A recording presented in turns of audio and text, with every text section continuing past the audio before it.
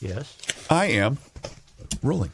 Josh Arnold, investment consultant, brings you Garage Logic Podcast number 1652, November 3rd, 2025. 75 degrees was the record high on this day. That was in 2020. And it was 8 degrees as we were still wrestling with the Halloween blizzard on this day in 1991. Call Josh Arnold at 952-925-5608 for a free 48-minute consultation. Hail the flashlight king. And now, from the mayor's office above the boathouse on the east shore of Spoon Lake, it's Garage Logic with Chris Reavers manning Technology Corner, Kenny Olson from the Krabby Coffee Shop, John Haidt in the newsroom, and of course, the rookie.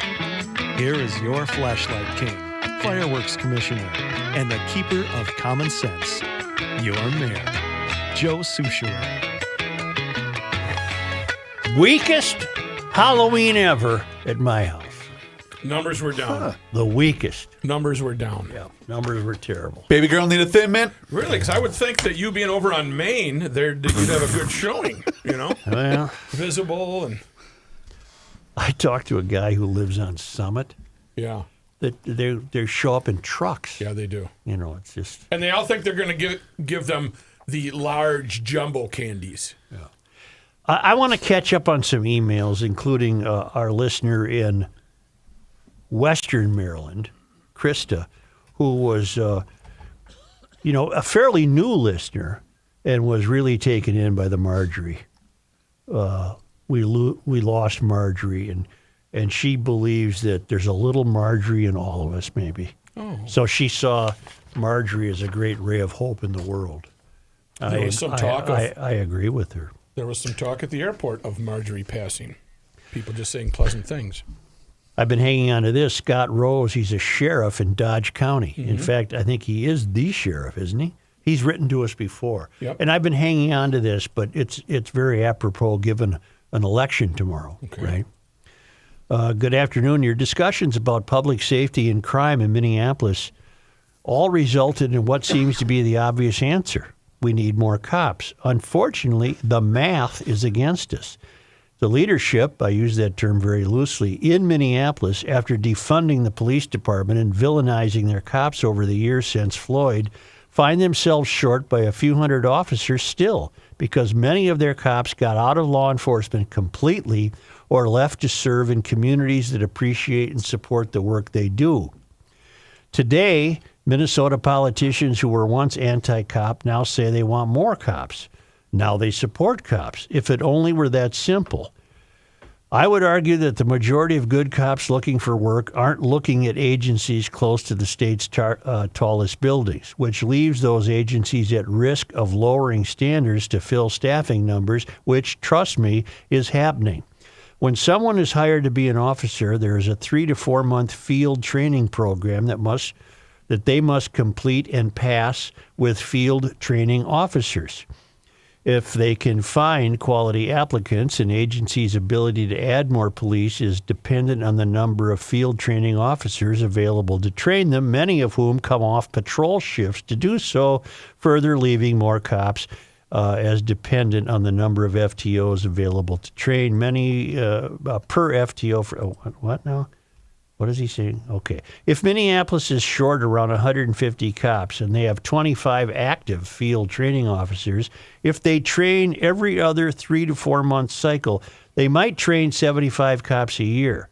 That is, if they have enough qualified applicants and they all make it through training. The average attrition rate for an agency of this size is around 50 officers per year. MPD also has around 120 officers eligible to retire this year, with roughly 25% of the force expected to reach retirement age in the next 2 to 3 years. Believe it or not, I'm probably less adept at math than you are, Mayor, but even I see the math doesn't work. The far left has created an incredible mountain of challenges for law enforcement in this state, especially those agencies closest to the tallest buildings. It will take several years to recover from the damage done to Minnesota's public safety, and only then with a drastic change in leadership. God bless the officers in Minneapolis. There are some great men and women who've stuck it out there, and truly want to make a difference despite knowing they work for a mayor and city council that once sold them out for self-preservation and votes. I don't think Fry was a defunder. I'm going to correct Scott there. He never he was called not. for defunding. No, he was not. He's, well. In fact, that's the one good thing he did do, is he was very outspoken about not defunding the police. Respectfully serving in greater Minnesota among the rocks and cows, Scott, Dodge County Sheriff's Office. I don't know what will happen to the police department under an Omar Fateh administration. Yeah. I cannot think great things would happen. No. Do you recall I was championing Warren Buffett's view of the world? Yeah, You don't get to run again if the budget falls greater than 3% of GDP. I think that was Correct. Yeah, well, a cautionary view. This is from Matt. A cautionary view of endorsing any rule without being explicit about what you're endorsing. The exact quote from Buffett was, "I could end the deficit in 5 minutes. You just pass a law that says anytime there's a deficit of more than 3% of GDP, all sitting members of Congress are ineligible for re-election." Buffett states a deficit, which appears to refer to an annual deficit, that is, to receipts minus total expenditures, of more than 3% of annual GDP. Hold on to your butts. Here's where a little math comes into the equation. The 2024 U.S. GDP was $29.3 trillion. 3% of that would equal $879 billion. So by endorsing the Buffett plan, you are saying that you are okay with politicians growing the federal national debt by nearly $900 billion annually? What Buffett said wouldn't actually end the deficit, but would work only to limit the growth of it to a slower rate. When dealing with ridiculously large numbers, even small percentages can lead to poor decisions. Even changing the approach to a deficit of more than 3% of gross receipts would lead to allowing a large annual deficit. 2024 gross receipts were $4.9 trillion. 3% of that equals $147 billion as being acceptable additional addition to the federal deficit. Huh? If you think this is a wait till you see the Five Monkeys experiment. Oh, no. If we are truly serious about having politicians be motivated to control deficit spending, House of Representatives, those responsible for the purse, are elected on 2-year terms. I would propose that a congressperson is not allowed to run for re-election if the total deficit during their 2-year term was greater than 1% of gross receipts during those 2 years. Using the annual receipts of $4.9 trillion, this would mean that if a deficit for their 2-year term was more than $98 billion, they can't run for re-election. Yeah. This forces them to actually manage expenditures and receipts to ensure they can stay on the third rail. Well, I don't know about you deadbeats, but I understood every word of this. Every word. Did he miss the point of Buffett's comment, or was he being purposely truculent? Ooh, nice word. Well, I don't think he's being truculent. I think he's saying, it sounds great, but look what 3% of a trillion is. Okay. Yeah. All right. Carrie, Truculent. That's when you let somebody borrow your vehicle. Remember that truculent? Well, it's got a flat tire. See what I mean? We can't let him have time to think. remember that truculent? I haven't gotten it back yet. It's messy. It's got a flat tire. Needs air. Hot air. Okay, wait. Aside, my dad borrowed my trailer last week, got a flat tire on it. Oh. And he went to Hawaii, so it's his flat tire on my trailer is now my problem. Still on Highway 15. Jesus Christ. See you later, dumbass. I'm going to Maui. Anyway, I'm sorry, Joe. Carrie Klatt Moran writes, guys, I know you don't do birthdays, so let's just pretend I'm not writing this. Okay. My grandma, Irene Klatt from the east side of St. Paul turns 100. Wow. She turned 100 Saturday. She came Nice. to say hi to Rookie on Friday. She still lives by herself, and her mind is sharper than most. Go, Grandma, go. Thanks for not sharing her birthday on the show. Yeah, we don't do I'll be that. sure not to share this episode with her. Sure. You got to stick to the Irene is my old friend Bill Klatt. He's no longer with us. That's Bill. Bill is Carrie's dad. rules. Yep. Mom's still alive, 100 Saturday. Congratulations, but we're not going to. Yeah, we don't do We that. don't Sorry. do birthdays. Absolutely can't do And that. Billy Klein weighs in. Pardon me for being pedantic, But every nice. but every time you guys say "hoisted on his own petard," it's like fingernails screeching on a blackboard. Here we go. The great and true phrase is "hoist with his own petard." It's from Shakespeare's Hamlet. In the play, Hamlet discovers that his uncle, King Claudius, has sent him to London with a letter instructing that he be killed. Hamlet foils the plot by altering the letter to call for the execution of the messengers Rosencrantz and Guildenstern, saying, "For 'tis the sport to have the engineer hoist with his own petard." As you know, a petard is a small explosive device used to blow up castle doors or walls. Sure, I knew that. Same. I'm up on my Shakespeare. Hoist is an archaic past participle meaning lifted or blown up. Therefore, the phrase literally means the bomb maker was lifted into the air by his own bomb. Huh. Good luck, and remembering our great English teacher at St. Thomas, the late Paul Haig, Bill Stein. Thank you, Bill, Bill. I have a word for you, Bill, my friend. Truculent. No, he was being pedantic. I would like to point out, though, to Bill and all of us, there's only one person on the show who actually really uses that phrase, It's me. Mr. Sushak. I threw it at Matthew in your absence last week. But I love the bomb maker being tossed into the air by his own bomb. Yeah. See, that's hoisted on your own petard still makes sense to me. I'm seeing a Far Side cartoon. Oh, where was I? Yes. Oh. Yeah. Okay, election tomorrow, huh? And I do know that I believe there's going to be another one a year from tomorrow. I have breaking news about tomorrow's mayoral election, too, by the way. Anytime you want, throw it to me. Go ahead. Fateh, third place. Jacob, number 1. Jazz Hands, number 2. Fateh, third. Wow. I don't You know. heard They it had a here pretty first. big rally over the weekend. I have documentation about that. Social media erupted Thursday, meaning the day before Halloween, just last Thursday. And a video went viral showing Omar Fateh speaking Somali during a rally and waving the Somali flag. Yep. Omar Fateh is an American who was born to Somali immigrant parents.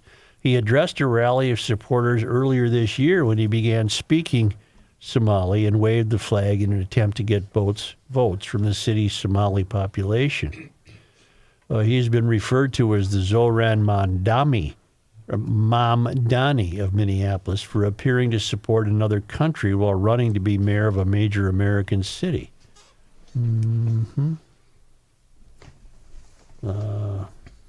He's pledging loyalty to the country of Somalia. I'm stunned. In It's almost as if we're secondary. Emmer weighed in, Tom Emmer.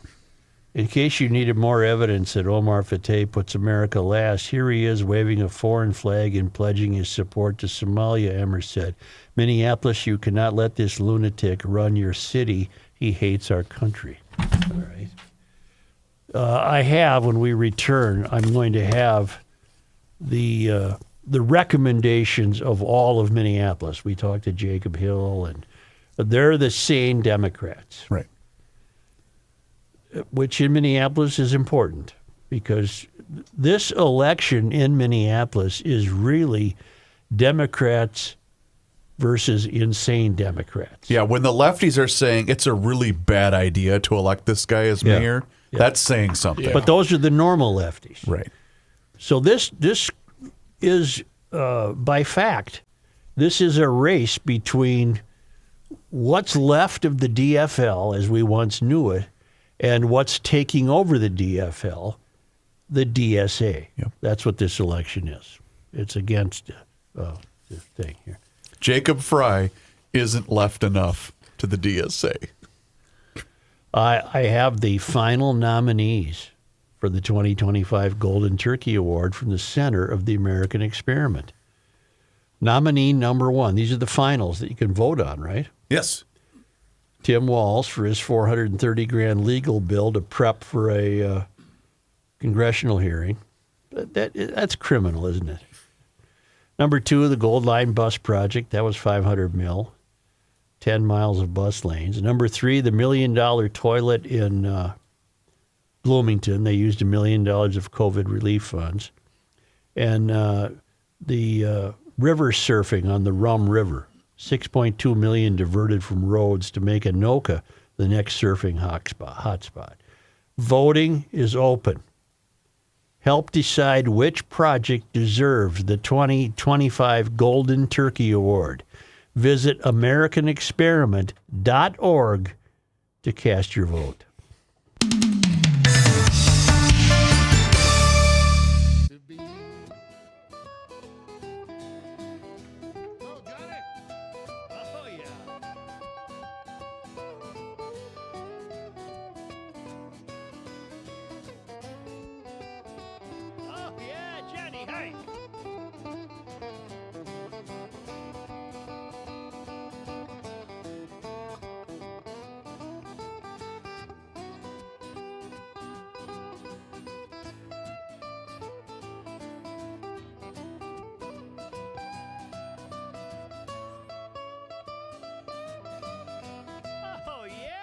Did the guitar face.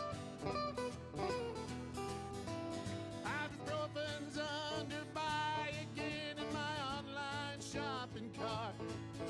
Every week I learn something else I should be doing for my heart. If I use the wrong pillow, I might have trouble getting out of bed. My hair grows in my ears and nose now more than on my head. As a kid, to me, ancient history was something like World War I. But I arrived close to that time, and this year as I sing this song, and I'm starting to find I can wrap my mind around life is brief and dear. I can hardly believe my baby girl's turned 26 this year. For a little while it seems you got time to choose your dreams. Pretty soon you look around and you'll see, everybody, 100 years ain't what it used to be.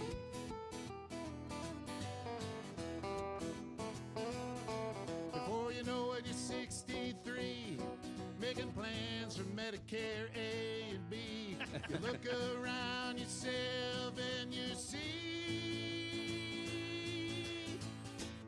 100 years ain't what it used to be.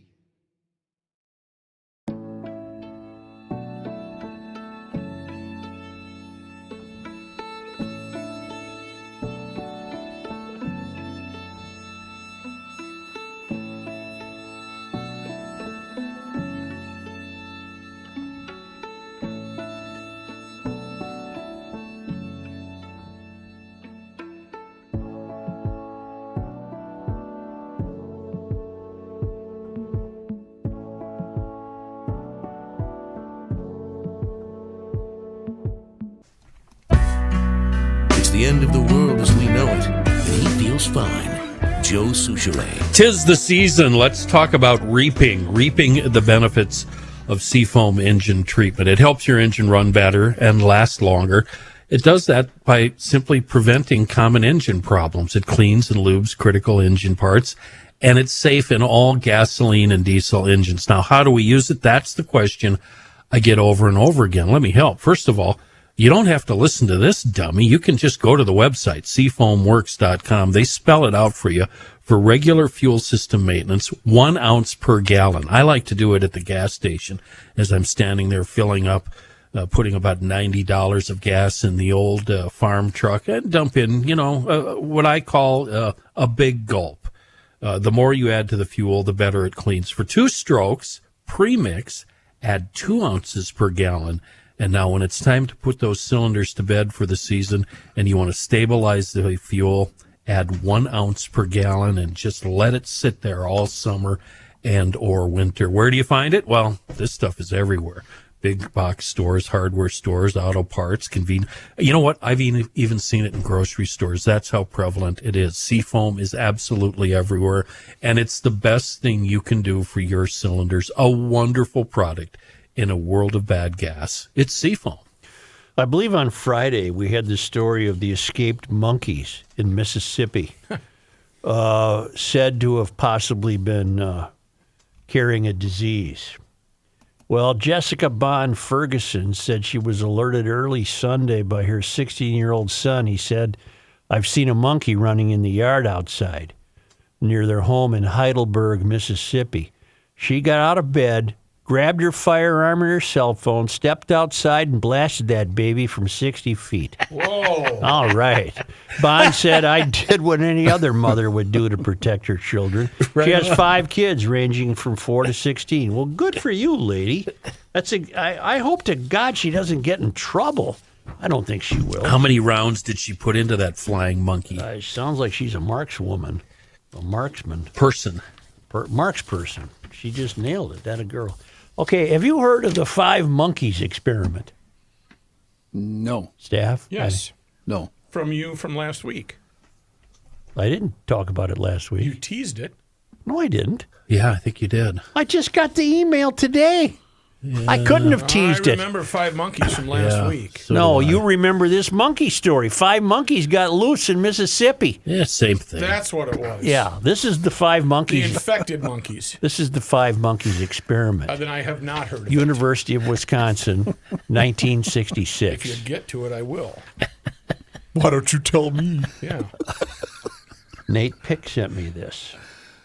The more you discuss what is wrong with our current government, the more I've wanted to send along this story, as it explains perfectly what the third rail consists of and how any changes are unable to be made even by those who would be well-intentioned. In 1966, at the University of Wisconsin-Madison, an experiment was staged involving 5 monkeys in a large cage. Okay. All right. In the middle of the cage, a ladder was placed leading up to some hanging bananas. You got me so far? That's so stereotypical. As the experiment began, one monkey spotted the bananas and began climbing the ladder. As he did, however, the researcher, Gordon Stevenson, sprayed him with a stream of cold water. He then turned to all the other monkeys in the cage and sprayed each and every one of them as well. The monkey on the ladder scrambled away without a banana, and now all 5 monkeys were left cold and wet. Nevertheless, after a while, banana temptation beckoned, and another monkey attempted to climb the ladder. And once again, the researcher sprayed the adventurous monkey as well as each of the other monkeys. Who thought up this stupid experiment? What happened next was surprising to the researcher, but not wholly unexpected. When a third monkey attempted to ascend the ladder, the other monkeys realized what came next was cold water for all of them. They wanted to avoid the discomfort. Apparently, when monkeys are aware that discomfort is imminent, they may not pause to use their words. They cuff, thwack, pummel, and drub until the errant monkey gets the message. Don't go up there. Right. You go up there, we'll all get You're soaked. gonna get sprayed. Hey, The Larry. monkey climbing the ladder was thus pulled off and educated by the other monkeys. The second part of the experiment involved removing one monkey and replacing him with a new monkey. As would be expected of the newcomer, upon spotting the bananas, he naively began to climb the ladder. Oh, no. And just like the last climber, the other monkeys pulled him down and schooled him.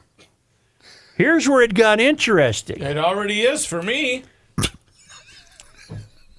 The researcher removed a second one of the original monkeys from the cage and replaced him with another new monkey.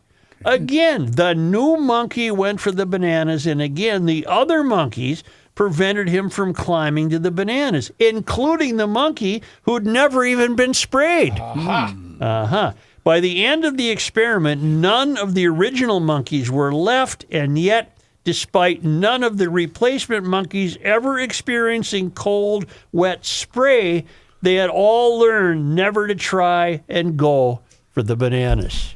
Now, I got curious about this, so I looked this up. What'd you find? Well, it's When was the aha moment? the famous monkey researcher at the U of W was a guy named Harry Harlow, and he did a lot of monkey experiments. He was a psychologist, and he did all of his experiments on rhesus monkeys, but most of them were related to the relationship between the monkeys and a mother. And They weren't all mean, where they're just attacking and spraying. he just did a monkeys lot of. He didn't spray, okay? Planet of the Apes? So I looked up the monkey ladder experiment. Yeah. Well, apparently that wasn't Harry Harlow. That was a different guy. And and sure enough, they Do they have any There's some- research about monkeys jumping on a bed? No. So it does try to convey the message that you should try new things at your job and all the seasoned workers should be open to change. But did the monkey ladder experiment actually happen? No, it's completely made up. Seriously? But there was a Are study. you sure? Boy, I think it sounds like a great study. I've been under the impression for a long time that it was actually real. Now you're telling me it was fake. Well, there was a study, possibly what inspired the made-up version, printed in 1967 called Cultural Acquisition of a Specific Learned Response Among Rhesus Monkeys. So at least I can say why they changed the name in the made-up version. In the real experiment, G.R. Gordon placed a monkey in a cage with an item and made... That went out on me. Shoot. Guess what happened when another monkey tried to touch the item? got the Yeah, you squeeze. Hey. got curb stomped basically. If you thought the scared monkey attacked them like in the made-up version, you'd be wrong. The worst thing that happened was the scared monkey pulled the naive monkey away, and that happened only once. The other 3 times the experiment was conducted, and scared monkeys just gave fearful looks towards the naive monkey as to say, you probably shouldn't touch that. You can't touch this. Boom, Hey, boom, boom. Three of the monkeys got out their cell phone and filmed the scrap. When the native monkeys, when the naive monkeys did touch the item, we don't know what the item is. There were actually 2 instances of the scared monkey losing their fear and joining them. Just saying, I'm all in. I have See, the 5 monkeys experiment with the ladder tries to scare us into changing, telling us our base human behavior is to reject change.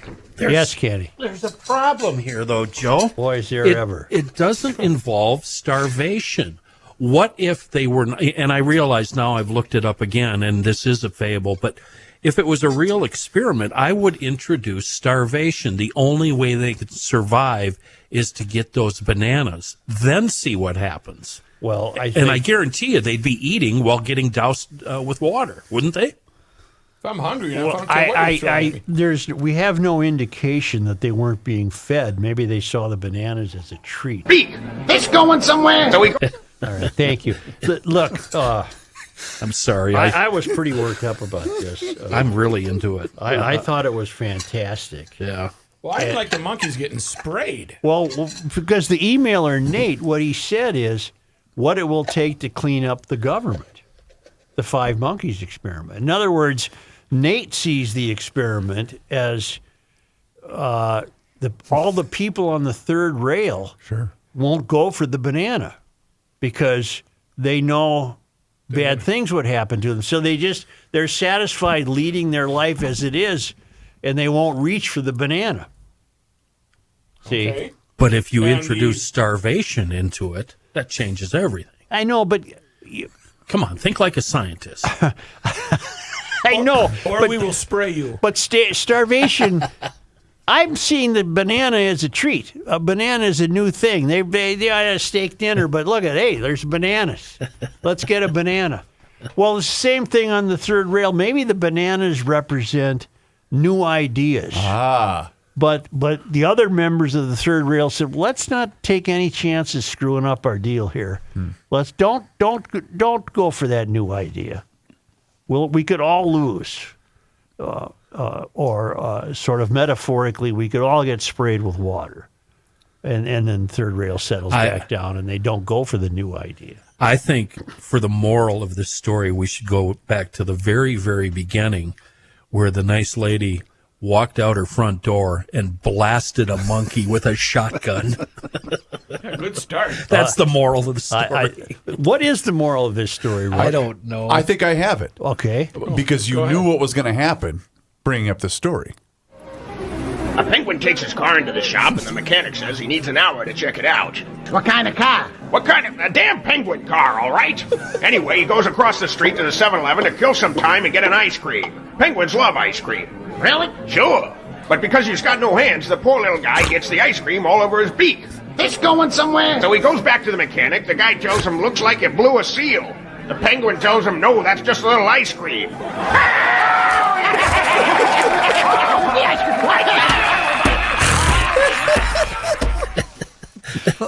It's the lady monkey on the phone with the cigarette. Is the best part of it. But here, look. Here we go. Look. Let's get down to it. Well, that's what I'm trying to do. Right. The five monkeys.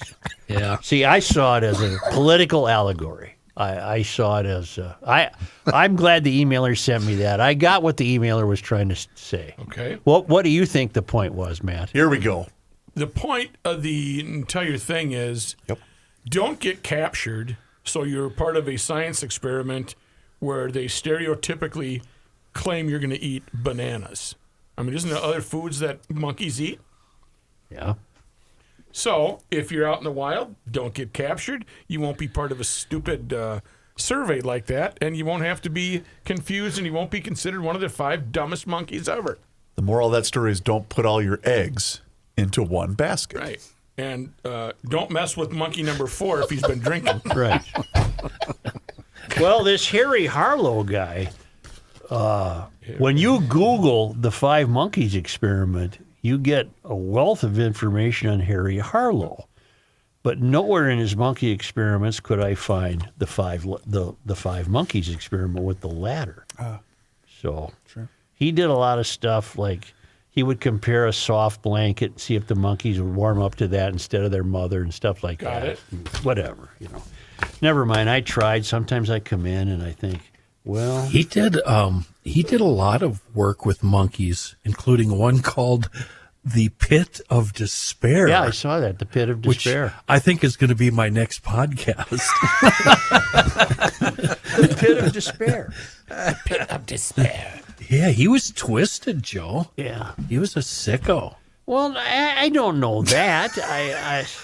Well, who dreams up ways to torture monkeys? He didn't. Well, he did. It's Yeah. believed that his experiments fomented the ethical treatment of animals movement. By torturing them. If you mention this, I apologize. When did this experiment officially begin? What year? According to a variety of sources, it supposedly happened in 1966, but there are there's contention that it didn't happen. Okay. I don't know why it wouldn't have. I think it's a hell of an experiment. The reason I asked the year is, do you guys recall the Matthew Broderick film? I'm not trying to make a joke. I'm being serious. Where they tested various chemical warfare on monkeys. I do not. Oh, I thought it was a pretty big movie. Project X or What was something it? like that? I'm unaware of it. Okay, I'll look it up. But Harry wasn't the guy that did this experiment. So whoever was just bad-mouthing him, saying we're spraying water at monkeys, that wasn't Harry's experiment. It was a different guy's. What Harry did was far worse. Well, Harry Harlow, get this. He was married to Clara Mears in 1932. They divorced in 1946. And then Harry married Margaret Keene in 1946, but she died in 1971. Then he remarried Clara Mears. Wow. In 1972. Huh. And it went till 1981 when Harry died. Interesting. He married. The divorce probably didn't work out with Margaret. Yeah. So he got the National Medal of Science in 1967. He purposely made monkeys depressed. Yeah.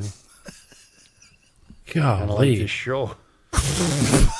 Yeah, kind of. Well, I thought we had something there, but I guess not. Is that what it is? Project X. I'm unaware of that. That's the movie with the monkeys.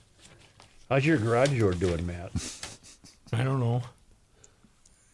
New topic. Yes. I haven't been able to open it since the bananas have been hanging inside the garage, and the monkeys are using the ladder.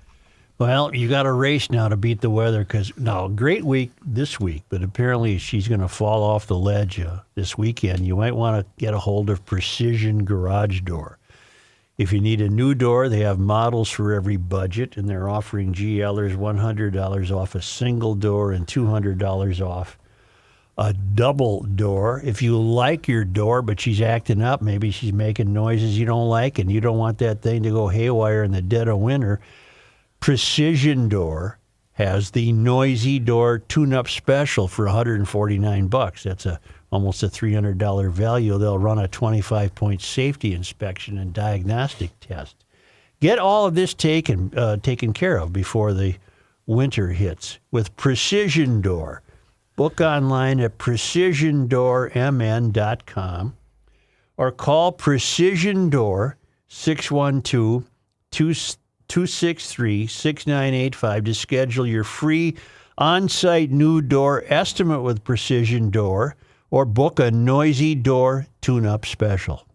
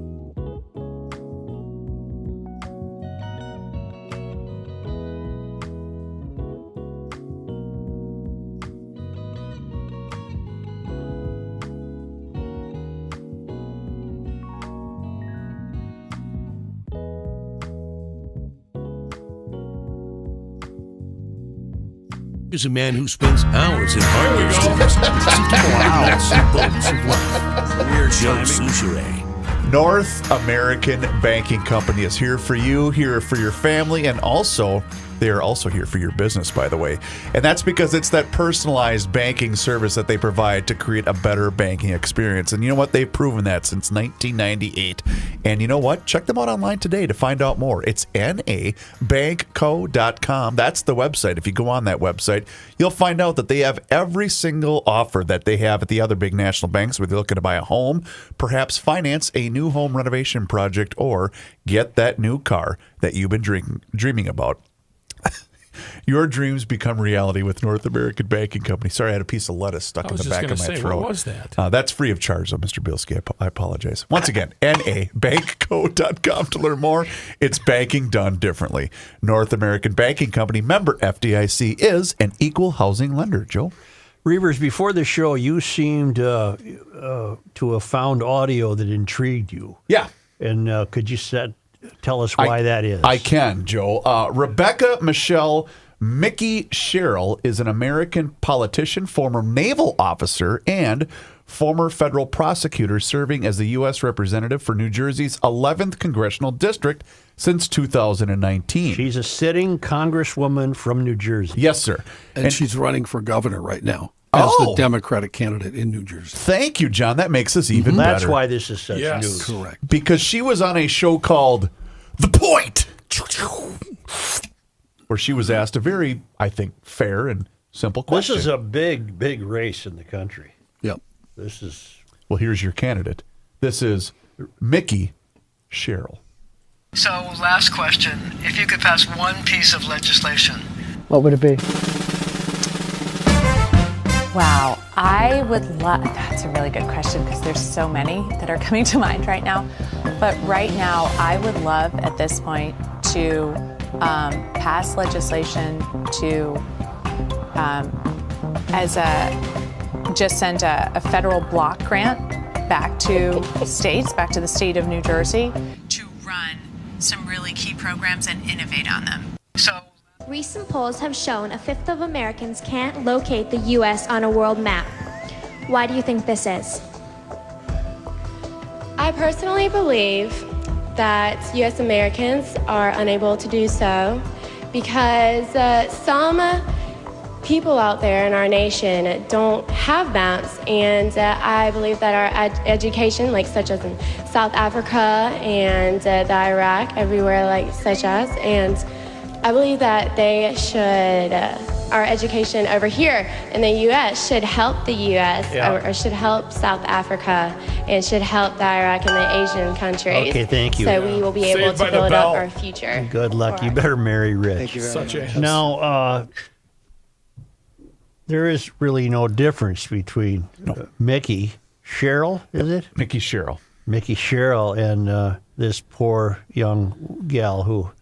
Such as? I think is probably having a great life now. That was years ago. And I think she's doing all right. In fact, let's look her up.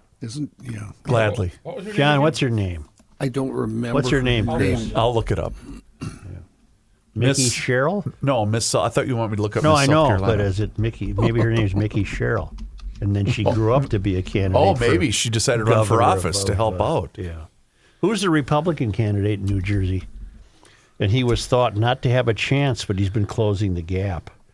And I think that it's an interesting race. Is she the sitting governor of New Jersey? No, I think she's a senator. Yeah, she's a senator right now. Okay. She was the 2007 candidate for Miss South Carolina. Her name is Caitlin Upton. Okay, look her up now. I think she probably rallied. She's 36 years old. Really? She has 2 children. Oh, she's fine. She married Charlie McNeil in 2016. Does he own a hedge fund? I'm going to guess he's got some dough. Yeah. I'm going to guess he's got some Jack dough. Citrelli? Yeah, Jack Citrelli. I have bad news to report, though. Go ahead. Apparently, they did separate and divorced in 2019, so it was a 3-year run with 2 children. And this is the part I didn't want to blurt out. I know she campaigned for President Trump in 2024. Oh, really? Oh, yeah. I remembered that vaguely because we had talked about her. She had a little trouble with the maps and the Iraq.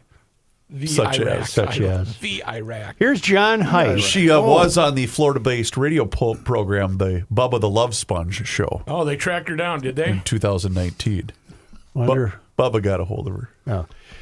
Here's John Height in his newsroom. Isn't Bubba the one that had the lawsuit with Hulk He's the Hogan? cuckold. Yeah, sure is. Sure is. Yeah, okay. A lot of stuff going on out there, huh, Joe? There really is. In news, this news, by the way, brought to you by North American Banking Company. Republican House Speaker Lisa Dameth is running for governor in 2026. She made the announcement yesterday, launched her campaign for governor in a video posted to her social media channels. Dameth says her campaign will focus on crime, rising costs, and high taxes, among other issues. Her bid for governor comes weeks after incumbent Governor Tim Walz announced his campaign for re-election. The Republican field for the position is a crowded one. Some of those candidates include the Republican candidate during the last gubernatorial race, Scott Jensen, businessman Kendall Qualls, another from the House of Representatives, Kristen Robbins, who chairs the highly visible and newly formed Fraud Committee. Other Republicans running for governor right now include Philip Parrish and Brad Kohler. Okay, it's a year away. I'm not getting worked up about it yet. I like them all because anyone's better than Walz. Would you vote for Miss South Carolina? Yes, and anyone is better than Walz. She is at least as smart as Walz when she's answering the map question. Okay. Yeah. And the Iraq. And the Iraq. I did discover upon further investigation that Charlie was her personal trainer, and that's how those two met each other. Oh, I see. I see. Okay. Undefeated. Yeah. Well, I'll say. One person killed, 2 others injured early Saturday morning in a shooting in the Dinkytown neighborhood of Minneapolis. Minneapolis police said officers responded to sounds of automatic gunfire near the U of M campus around 2:40 in the morning. Arriving at the intersection of 13th Avenue and 5th Street Southeast, police said they found 2 people who were shot, a male teenager and another man who was an adult. Speaking to reporters Saturday, Chief Brian O'Hara said the teen is expected to survive, but the other person died from their injuries at the scene. A third male victim was found injured in a nearby alleyway, who was identified as an undergraduate student at the University of Minnesota. He's expected to survive his injuries. Police say 3 firearms had been located in the area, including one that was discovered on or near the deceased man. I saw this on the news, and they interviewed a young person from Dinkytown, and I couldn't tell if it was male or female. And I'm not offering that facetiously. That's happening more often with me when they interview some young person in Minneapolis. I often can't tell if it's male or female. When I saw this story, I was reminded of Jim Rubin and the video that he gave to the Minneapolis City Council, and they basically did nothing with it. Mm-hmm. Did you see over the weekend who has now officially endorsed your gal, Katie Cashman? Who? Jane Fonda. Well, that's all the more reason not to vote for Katie Cashman. Wearing a Katie Cashman T-shirt and then posting about it on social media. Well, and then somebody put the straw back in her mouth to feed her. I mean, she doesn't know what the hell she's doing. Joe, here's Yes? Paul Westerberg to comment on your comment regarding You Can't Tell. Here comes Dick. He's wearing a skirt. Here comes Jane. You know she's sporting a chain. Same hair revolution, same build evolution. Tomorrow, who's gonna fuss? Thank you. You're welcome. Thank you, Paul. Some Wild West kind of stuff in St. Paul. The man who was shot in the leg in a bar in St. Paul reportedly chased after his attacker, shooting a firearm of his own. According to the St. Paul police, officers called to the 1000 block of Old Hudson Road where someone had reportedly fired a gun inside the bar. Police said when they arrived, they found a man with a gunshot injury to his leg who was later taken to the hospital. Through their investigation, police said an unknown person had entered the bar, shot at the man, hitting him in the leg, then running away. However, the man, despite being shot in the leg, chased after his suspected attacker outside and began firing his own gun. Police said that while multiple shots were fired, they're unsure if the suspect was hit. At this time, they say no suspect has been located. The injured man taken to the hospital where his injury was determined to be non-life-threatening. Star Tribune reporting the hunt for a double killer from southern Minnesota ended with his arrest in Iowa yesterday. The killings of a 50-year-old man and a 32-year-old woman occurred about 4 in the morning Sunday in Hanska, about 30 miles west of Mankato. A boy called 911 and said his mother had been shot. 911, I hate it when people do that, and I just did it. A boy called 911 and said his mother had been shot by her former boyfriend who had broken into the house in the 100 block of Blessum Street West. According to the sheriff's office, also killed was a man. Officials have yet to release their identities. The alleged shooter, a 45-year-old from Cortland, Minnesota, arrested in Iowa around 4 p.m. A statement from the sheriff's office said it did not have any details as to the events surrounding the arrest, nor did the sheriff's office address the circumstances leading up to the killing. Charges against the suspect are pending. Court records in Minnesota show the man has 5 convictions for assault, 3 for drunken driving, 2 for burglary. He's not been identified yet, as he has not been charged. Why don't we take a quick break, Chris? Yep. All right? Yeah, take a quick break.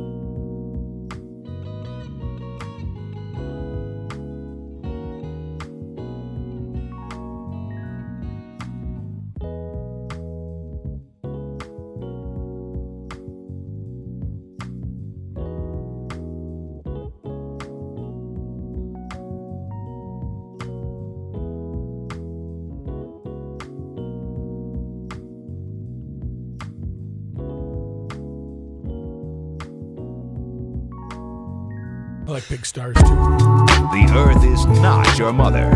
The Joe Souchere Show. In national and international headlines, the government shutdown poised to become the longest ever this week as the impasse between Democrats and Republicans drags into a new month. President Trump said in an interview aired yesterday he, quote, won't be extorted by Democrats who are demanding negotiations to extend the expiring Affordable Care Act subsidies. Echoing congressional Republicans, the president told CBS's 60 Minutes he'll negotiate only when the government is reopened. Part of all this has been the SNAP payments thing, and we have some news on that today. President Trump's administration says it will partially fund SNAP after a pair of judges' rulings require it to keep the food aid program running. It's not clear how much beneficiaries will get, nor how quickly beneficiaries will see value show up on the debit cards they use to buy groceries. The process of loading the cards, which involves steps by state and federal government agencies and vendors, can take up to 2 weeks in some states. Average monthly benefit, usually about $190 per person. The U.S. Department of Ag, which oversees the nation's largest food program, said last month that benefits for November wouldn't be paid out due to the federal government shutdown. That set off a scramble by food banks, state governments, and the nearly 42 million Americans who get the aid to find ways to ensure access to groceries. Federal judges in Massachusetts and Rhode Island had ruled separately on Friday, telling the government it was required to use one fund with about $5 billion in it to pay for the program, at least in part. The benefits and administration costs over $8 billion per month. The judges gave the government the option to use additional money to fully fund the program and a deadline of today to decide. Judge John McConnell Jr. in Providence, Rhode Island, said if the government chose full funding, it would need to make payments today. With the partial version, which would require recalculating benefits, the payment deadline is now Wednesday. I have a question about that because of the government. We've talked about it quite a bit in the last week. We're all on the same page that this is a program that truly does need to be overhauled, right? I mean, I believe it does. Well, there was a great point made. I wish I could give credit to the person that said this, but one of the main reasons why groceries are so expensive is what John just said. Because 42 million people are getting them for free. Well, you know, if you had that 5 monkeys experiment, you'd clean out the government and you'd get a new SNAP program. Okay. Yep. They don't really get it for free, Chris. They still pay. I mean, there's still money going to the store. Well, right. The SNAP payment is money. We're all in agreement that this is a program that is being abused. I agree, yes. Yeah, okay. But they're getting paid. It's not like they're being handed, Well, I hate to introduce this note. Here we go. You can't eat for $187 a month. Well, sure you can. I don't. Ramen noodles? Yeah. It'd be pretty tough. Kraft mac and cheese? White bread and ketchup. Just like Gavin Newsom. Remember, he grew up on Wonder Bread. Well, he's a liar. He was born. Have you guys heard that? He's got interview? the silver spoon deal in his mouth. He's on it's Steven Jackson. It's 2 former NBA players, and one of them is Steven Jackson. He does the total Hillary Clinton hot sauce. Oh, he does bit. the whole I was poor when I was a kid. You know what I mean, bro? He's doing that whole Just thing. a liar. He sounds like Clark Griswold. Right. Hey, excuse me, Holmes? Yeah. What it is, bro? You serious, Clark? Oh, you have to look it up if you haven't seen it yet. It's hysterical. 3 days after announcing their arrests on social media, the federal government has brought criminal charges against 2 Metro Detroit men alleging they plotted to carry out a terror attack over Halloween weekend in Ferndale, Michigan. Only the FBI got to them first. According to the complaint filed this morning, Mohamed Ali and Majid Mahmoud are both charged with receiving and transferring and attempting and conspiring to transfer firearms and ammunition to commit terrorism. They're both due to appear in federal court for initial appearances later this afternoon. The defendants have been described by one defense lawyer as being video gamers and recreational gun enthusiasts who are engaged in puffery and nothing else. The FBI, though, tells a different story, alleging the men were part of a bigger group that engaged in violent and hateful rhetoric in encrypted chats and on social media, bought AR-15 rifles and ammo, held numerous gun training exercises over 3 months, and scouted out locations in Ferndale as potential targets. According to the complaint, the defendants and others landed on the FBI's radar over conversations they had on an encrypted app in July, September, and October. Other unnamed individuals involved in those conversations stated that the brothers are planning to conduct a terrorist attack in the U.S. An FBI investigation followed and found that Mahmoud, among others, allegedly was part of the plan. Mahmoud had purchased an AR-15 style rifle in September and multiple gun accessories. Then in October, he bought another 1,600 rounds of ammo to be used with the AR-15. The 2 months, the complaint alleges 5 men, including Ali and Mahmoud, practiced shooting at gun ranges, allegedly training to carry out the attack. The group also met at parks in and around Dearborn on multiple occasions. Right after Kash Patel took care of that problem, he had the FBI jet fly him to, I don't know where, to a wrestling match where his girlfriend was going to sing the anthem. Huh?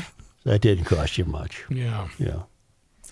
UK police charging a 32-year-old man with attempted murder over a mass stabbing attack on a train that wounded 11 people and revealed he may have stabbed 2 other people in the 24 hours before the attack.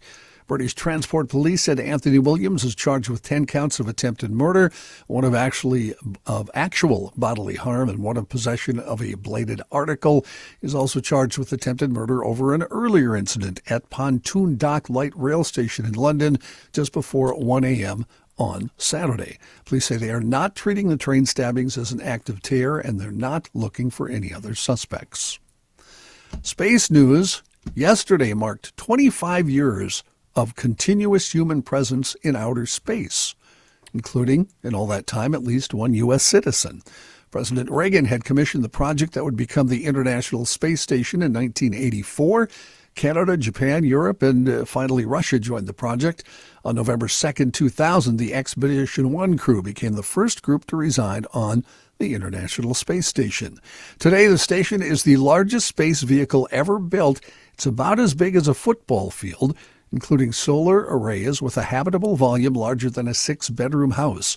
More than 280 people from 27 countries have visited the station, typically to conduct scientific experiments in 6-month rotations.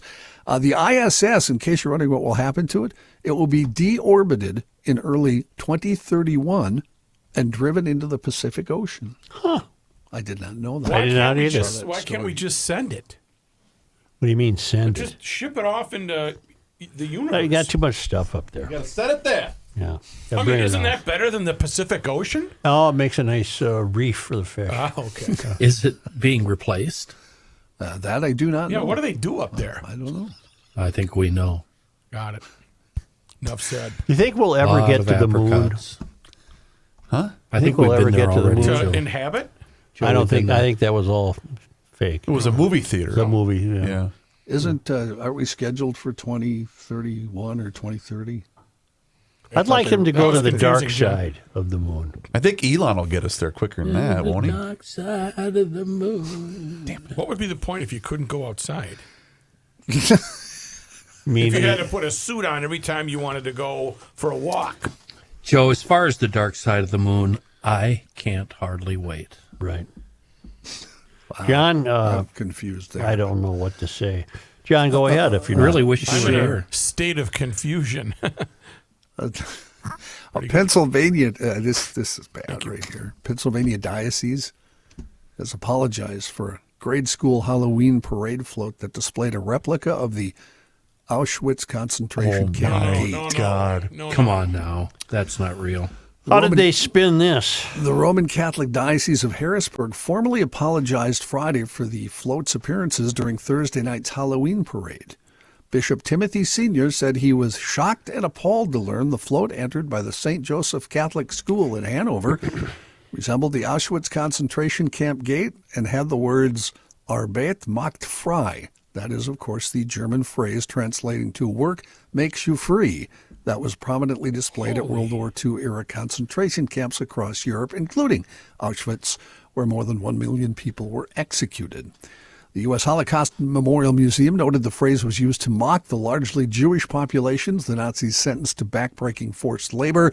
Senior said the float's approved design did not contain the gate imagery, but recognized that doesn't change the fact that this highly recognizable symbol of hate was included. The float caused quite a stir in local Facebook groups.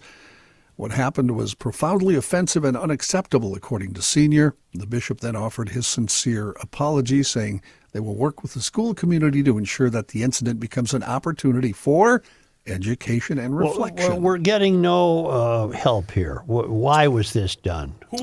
And fire their ass immediately. Yeah, and his statement says it was approved by somebody. So who approved it at the school? I imagine the float people on the float had the striped Committee? shirt, pajamas on, and the whole deal. I can't imagine Well, that. how could this happen? Yeah, I don't know. Serious question. Why? Mine was serious. Well, no, on the gates, why did they feel the need to have a These are the questions we're asking, Matt. They We were know mocking. nothing about this. No, I mean because they were just mocking the Yeah, it was just inhabitants. mocking Jewish people. Okay. Jewish cartoons, etc., were very popular in the Nazi Germany. Hey, come on in here. Work will set you free. May I ask probably an indelicate question? Well, how indelicate? Well, given the state that we're in 2025, is anyone truly surprised by this? I'm not. I am that a little Catholic grade school did it. True. But I guess the sentiment towards... You know what? I don't know what's going on anymore, anywhere. I don't We just have to get back to those old school values, That's don't right. we? That's right. Thank you, sir. Yeah. A wise man. And the nation's largest police fleet of Tesla Cybertrucks is set to begin patrolling the streets of Las Vegas this month, thanks to a donation from a U.S. tech billionaire raising concerns about the blurring of lines between public and private interests.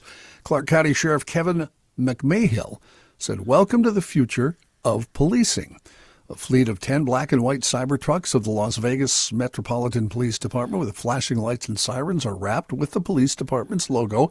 About 400 officers have been trained to operate the trucks that will use public charging stations. The all-electric vehicles are equipped with shotguns, shields, and ladders, and an additional battery capacity to better handle the demands of a police department, according to McMahill. The donation has raised some concerns from government oversight experts about private donors' influence on any public police department and the boost to the Tesla brand. The department is the latest U.S. city to turn to Tesla models, even as Elon Musk's electric vehicle company has faced blowback. McMahill noted the trucks will help keep officers safer because they are bulletproof, while Metro's other squad cars are not. There have been some Cybertruck issues. Cybertrucks have been repeatedly recalled. In March, U.S. safety regulators recalled virtually all Cybertrucks on the road. The National Highway Traffic Safety Administration's recall covered the more than 46,000 Cybertrucks, warned that an exterior panel that runs along the left and right side of the windshield can detach while driving, creating a dangerous road hazard for other drivers, increasing the risk of crash. In late October, Tesla announced another recall of 63,000 Cybertrucks because the front lights are too bright, which could cause a distraction to other drivers and increase the risk of collision. Ugliest vehicle ever made. It's not a very good-looking vehicle. Ugliest vehicle. Who would like to have one of those? I do not want one. I do not. I would, just to sell it. We've said this before. Some cars are so ugly they're cool. This is not one of them. This is just flat out ugly. Johnny, I'm confused. These are unmanned patrol cars? No, Chris. These are driven by humans. Okay, that's what I was confused about. Okay. Yeah. What about you, smart boy? You want one of those? No? No, they're just You know who'd want one? grotesque. Garofalo. Probably. Probably. No taste whatsoever. Yeah. John, thank you. You're welcome. All right. Yeah.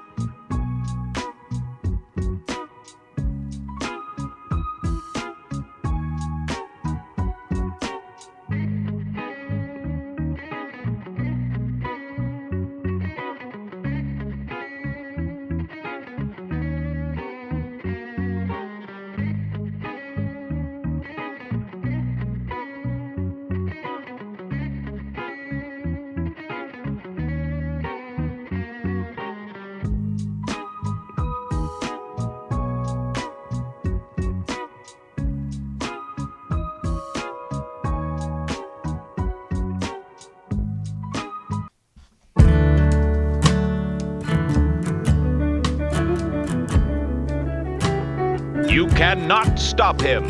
He'll just make a move. Joe Souchere. This is nice.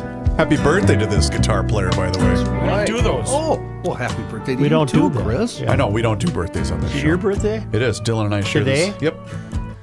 Is your birthday's today? Yes. Well, happy. All amazing people like me and Dylan Hyde are born on November 3rd. And Phil Sims. Say, I have a great announcement that you forgot to do Friday. Right. Let's do it. I wanted to wait for my birthday. That's why. GLer of the week, From last Jason Jose. Yes. Nice. I'm saying Jose. It's KJOS. KJOS. Kajos. Yeah. Kajos. Is he from Nodak? River Falls, Wisconsin. You get the maple syrups. MastersMaples.com. MastersMaples.com. Congratulations, Jason Kos or Jose of River Falls, Minnesota. Wisconsin. Here's the address to ship the gift package. Please. Stop. No? All right. That's- Yeah. Well, there it is. Thank you. And Jason, Enjoy. have fun Enjoy the with syrup. that syrup. Yeah. Now I have the race in Minneapolis is Democrats who are reasonably sane versus Democrats who are commies. Okay. So here's the sane ones seem to be with a group called All of Minneapolis. They've done a lot of work. Yep. And they have released the list of people who they consider sane as opposed to the commies. Got it. All right. They favor Jacob Fry Okay. for mayor. Yep. In Ward 1, they favor Brian Strahan. In Ward 2, Shelley Medore. In Ward 3, Michael Rainville, an incumbent. In Ward 4, Latricia Vita, an incumbent. Ward 5, Pearl Warren. Ward 5, well, there's two of them they offer for Ward 5. Pearl Warren and Miles Wilson. In Ward 7, Elizabeth Schaefer. She could undo Katie Cashman, who deserves to be undone. Right. Ward 8, Josh Bassett. Ward 11, Jameson Whiting. And Ward 13, another incumbent, Lisa Palmisano. What ward is Jason Chavez? I think he's Ward 8. Well, whatever ward he is, they've got some. Look it up quick. What ward is? 8. Huh? Minneapolis Ward 8. Josh Bassett would be better than Jason Chavez. Should not be a dog catcher, much less. He's Ward 9. Is he 9? Yes, Jason Chavez is 8 Ward is 9. Andrea Jenkins. Well, they're voting. They're going with Josh Bassett. Ward 11, Jameson White. Oh, I did that. All right, Park and Rec Board. That's invaded also by the commies. Yep. So they're going Meg Forney, Mary McKelvey, Avery Turner, Dan Miller, Charles Rucker, Jeanette Colby, Stephanie Musich, and Kathy Abeen. Now, in Ward 9, they're going to favor Dan Orban. Is Ward 9, Jason? Yes. Yes. Okay, people in Minneapolis, vote for Dan Orban in Ward 9. And in City Council 10, that's Aisha Chugtai. Not a qualified person to be on the council. You have a choice. Go with Lydia Millard. Lydia Millard. Beware of some of the DFL sample ballots being distributed. While Omar Fateh's fraudulent endorsement was overturned, the Park Board endorsements made at the same fraudulent convention were allowed to stand and went solely to DSA-backed Park Board candidates. These DSA-backed candidates are not part of Team Minneapolis. So here we go, folks. Can I share something with you? You may. This I mentioned Garofalo in the previous segment. He had a doozy of a tweet over the weekend. You guys are going to love this. Your gal, Robin for Minneapolis. I don't know who that is. Oh, Robin Wansley. Robin Wansley. What ward is Robin Wansley, please, Rook? Now. She is 2. So you got to go with Shelley Medore, and you can get rid of that pathetic Robin Wansley. She had a tweet from one day ago, Joe. That's Sunday by my calculation. And she says, it's Mesa Pizza's last day before closing permanently. Go show them some love. Mesa Pizza was priced out of Dinkytown, another beloved small business driven out by price gouging. We need to protect our small businesses from corporate greed with commercial rent control. To which Garofalo replied, commercial rent control, ? This takes the cake. Maybe re-examine all the labor mandates that have been crammed down the throat of small businesses in Minneapolis. Yikes. Robin Wansley is a little out of touch. Is not your choice. Well, most of them are. I mean, Uptown is deserted because there's no parking on the streets. That's Chugtai. Yeah, but you can find that sort of thing in every single ward in South Minneapolis. And just think of that. It's a pizza place in Dinkytown I doubt that if can't make it. I doubt if it's has heavy corporate involvement. You don't think so? It's probably a one-off. Yeah. Got it. Yeah. But a pizza place at a college But campus. Robin Wansley is part of the reason that you can't do business in Minneapolis. Right. She's got to go. Chugtai's got to go. Chavez has got to go. Send 'em I have out. no idea if any of that'll happen. Does the endorsement No of idea. Jane Fonda convince you to keep Katie Cashman? That would convince me to really make sure you don't vote for Katie Cashman. Got it. Yeah. It's all based on her climate views. I just went to check on that. Oh, I did forget to mention that. You're right. Nothing but climate. Right. Could care less about anything else. That's a shame that these people. It's just a shame. You've got Democrats that barely are sane, and we're rooting like hell for them over the communists. It's almost the hot, crazy matrix. You know, Are you sane gotta. enough? You know what I was thinking? The political matrix. I was thinking this on the service road of life. You got to really wonder about the American education system. When in New York, you can have a relative newcomer who's never done anything, is an avowed communist, an anti-Semite, and you apparently have a voting population willing to install him as a mayor of the world's financial capital. Yep. What does that say about us? It really, it's just an amazing development. We're ripe for the picking. It's less surprising to me in Minneapolis that Minneapolis has become a hub of the Somali community in the country. So it's less surprising to me that you get this very questionable fellow, Omar Fateh, Fateh, whatever. That's less surprising than Mom Madani is to me in New York. Yep. What does that say about us? Well, and part of that, Joe, that confuses me is this has already happened all over Europe. Yeah. You know, starting 10 years ago. And it's failing miserable, but it got to our shores and it's this new thing. And, you know, like people don't see beyond the Pacific and the Atlantic. Why would you vote for anybody, Republican, Democrat, DSA, whatever? Why would you vote for anybody who has no performance chart to show you? Here's what I've done in life. Right. They don't have one. Right. They've never done anything. Well, they're activists. Chugtai hasn't done anything. Wansley hasn't done anything. Chavez hasn't done anything. Fateh hasn't done anything. They talk. That's all they do is talk. They don't produce. They're fighting for us. No, they're not. Oh, they're not fighting for they're us? They're not Oh. really. They're fighting to stay right there on their rail, Yes. the third rail. And what is this one? Oh, that's the Five Monkeys experiment. Did I tell you about You that? did, I Joe. think I You heard did about bring that that one up. already. I thought it was a hell of a deal. So there you are, Minneapolis. I bated breath and all that. Got to figure it out. I just folks. wonder what'll happen. The DSA, they're hardworking people because they don't have a chance to do anything else in life except live off you. So they're going to hustle. They're going to hustle the vote. So you got to turn out tomorrow. Put her together. And even if you think Republican, there is no place for you in Minneapolis, but you can serve yourself a great deal by ousting the commies. Flat out commies. Vote early, vote often. Yeah. Yes. And in this state, it's very possible to vote early and vote Yes, it often. is. Yeah. So good luck to all of the people involved. May I tell you, and then we're going to take a short time out. We are? What? Oh. I didn't do that. I said You did forget. I didn't forget. Well, you could do that right before this day in history. That's fine. We don't need another timeout. Oh, okay. Well, I just want to remind you about Sioux Falls.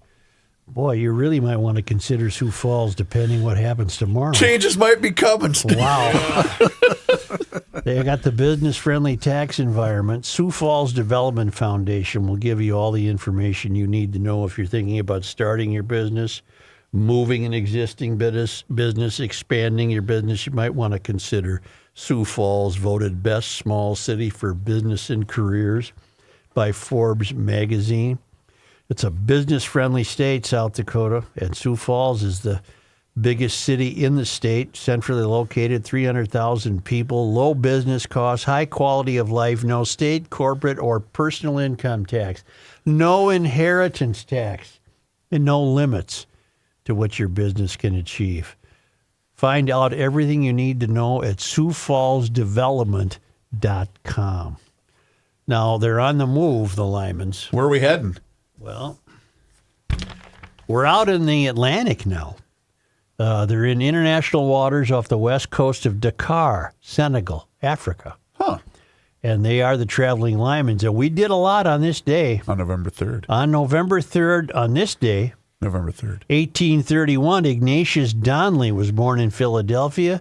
He arrived in Minnesota in 1857 and built a mansion in Nininger near Hastings. He later served as first lieutenant governor and representative in the legislature. An author, Donnelly opposed business monopolies in the weekly paper Anti-Monopolist. Attested that Francis Bacon wrote Shakespeare's plays in The Great Cryptogram, advanced the then outlandish theory that a giant comet had once struck the earth in Ragnarok, the age of fire and gravel, and argued for the existence of Plato's fabled island in Atlantis, the antediluvian world. On this day, on November 3rd, in 1895, a fire began in a flour mill and destroyed the town of Walcott in Rice County. Walcott had prospered for nearly 50 years, but the community decided not to rebuild. Nope.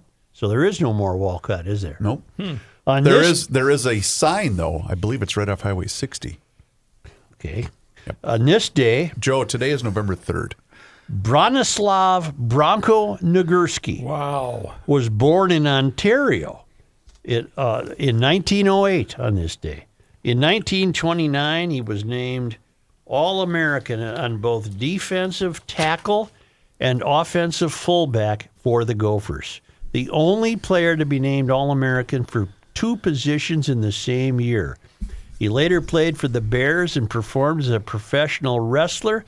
After his retirement from sports, he sat outside a service station he owned in International Falls. Did you know that? I did. On this day. I did. John, didn't we do something on Krabby about him? I think we did, yes. I don't remember what it was, though. Bronco Nagurski. But I remember doing a great deal of research for it. And to bring it full circle, remember the monkey said, as we interviewed the monkey on the show, Bronco could bring it. Yes, he could. Really bring it. On this day, November 3rd. In 1959, the Wilson and Company packing house strike began in Albert Lea. It lasted 109 days and it received national attention. I remember that. On this day... Joe, today is No, November... Matt, you don't. You weren't born.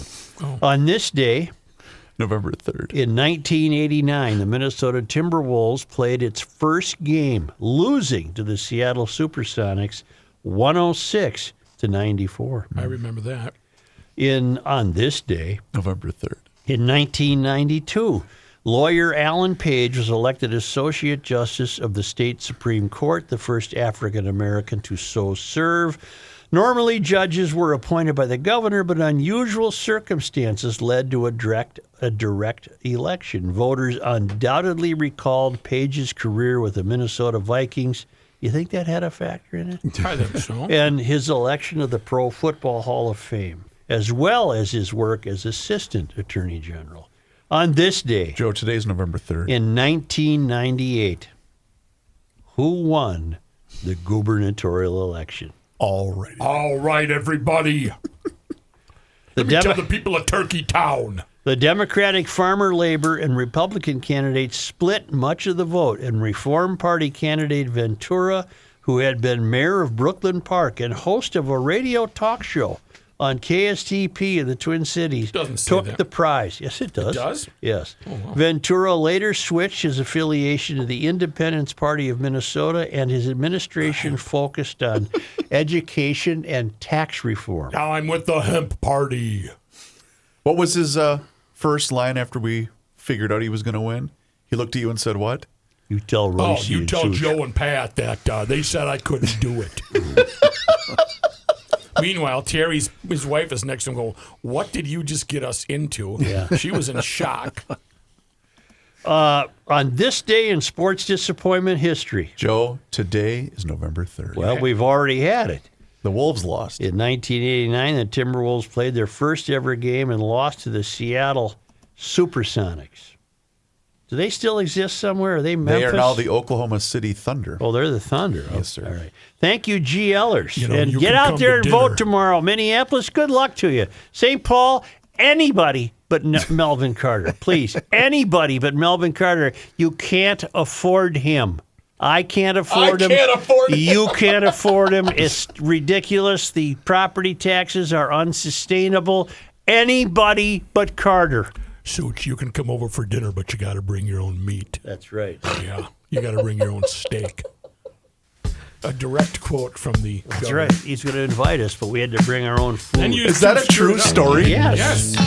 But then he was calling him Governor Turnbuckle, and Royce was giving him a hard time, so he had thin skin, so he was offended by that. And then What did you bring? Did you throw something on the grill? We didn't go. I wonder what they had with the Stones. I'm going to have to ask him that. The Stones? When he had the Stones over for dinner. I didn't know that. Yeah. And Keith is like, this is so effing, you were our bodyguard. And now you're our, I don't do an impersonation. He said, now you're the effing governor. I would love to have been a mouse in that Well, room. that would be pretty cool. That would have been good. Yeah, Facebook, Instagram, Let's get YouTube, back. Twitter, it's all there for you. Just search Garage Logic on all those channels. Yeah, just do it. I might just run again. You should, I Governor. wish you would. The marijuana party. I do want a party. Although he likes walls. Well, then he's hopeless. Stop ripping me. You're